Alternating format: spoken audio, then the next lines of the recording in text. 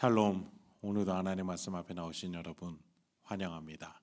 우리 함께 기도하겠습니다. 하나님, 오늘도 우리에게 귀한 말씀 주시니 감사합니다.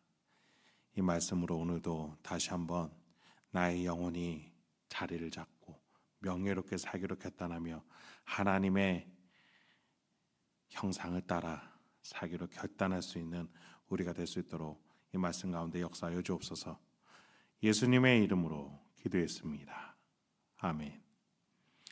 오늘 함께 살펴볼 말씀 출애굽기 28장 1절에서 14절까지 함께 살펴보도록 하겠습니다.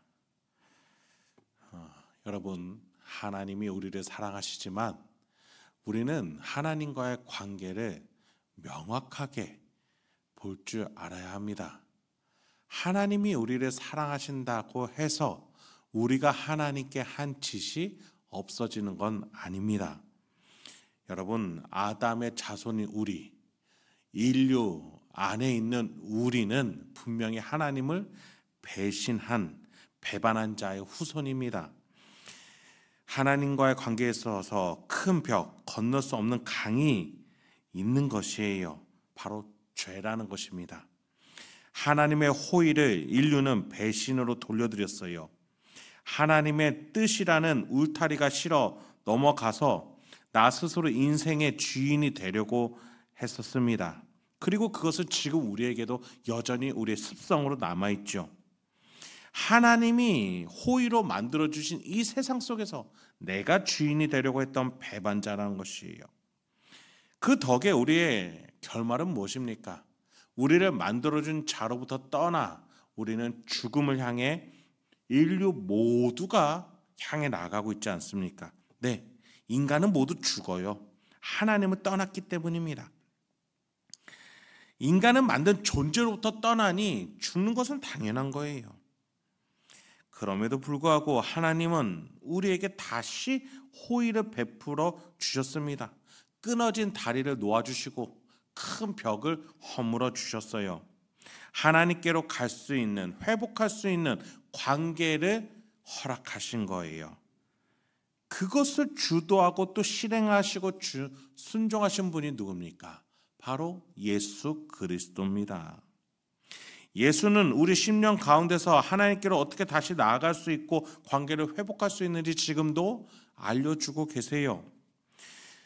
그것은 신약시대인 우리뿐만 아니라 예수가 오기 전이었던 구약시대 사람들에게도 마찬가지입니다. 물론 우리의 시대보다는 더 흐릿했지만 하나님의 그 방향은 그때나 지금이나 변함이 없었기 때문이에요.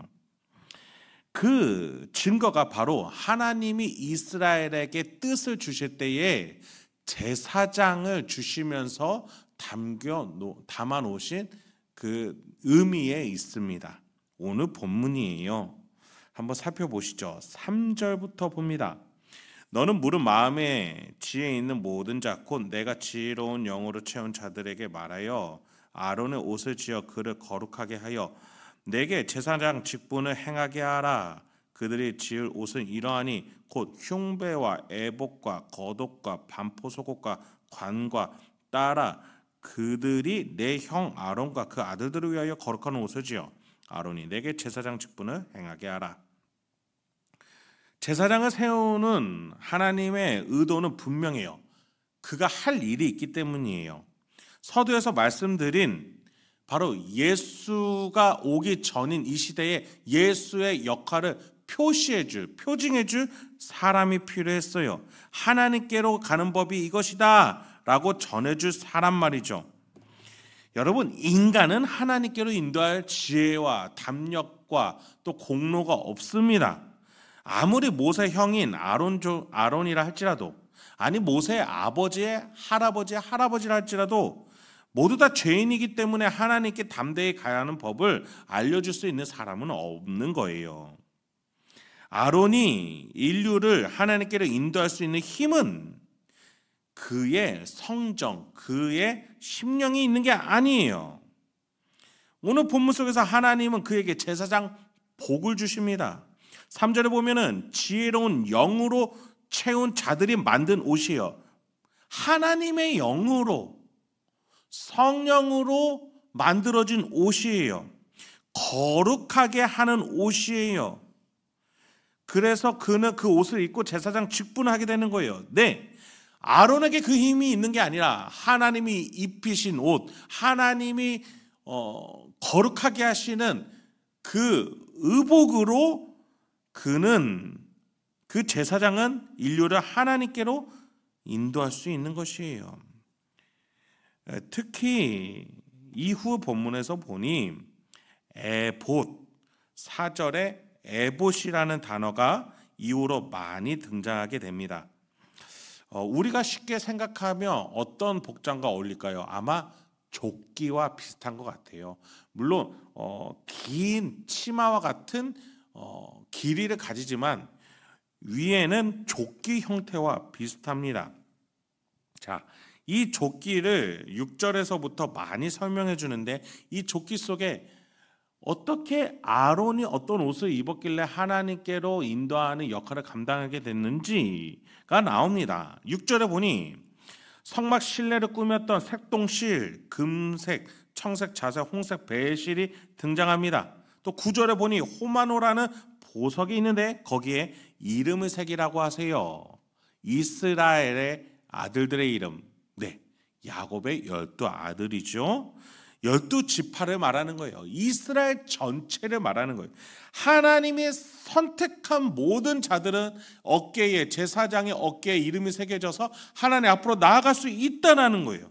누군가만이, 어떤 특별한 계층만이, 어떠한 공로가 인정된 자만이 아니라 하나님이 부르고 선택하고 끌고 가고자 하는 모든 사람들이라면 하나님께로 갈 수 있다라는 거예요. 이 제사장을 따라 갈 수 있다라는 거예요. 예수를 따라서 우리는 갈 수 있다라는 거예요. 예수를 믿는 자는 누구든지 하나님께로 나아가는 담력을 얻는 줄 믿습니다. 예수의 어깨에 우리의 이름이 있는 거예요. 아론이 특별해서가 아니라 하나님이 부르시고 선택하셨기 때문에, 그래서 하나님과의 관계가 회복될 수 있는 거예요. 그래서 바울은 이렇게 말하는 거예요. 골로새서 3장입니다.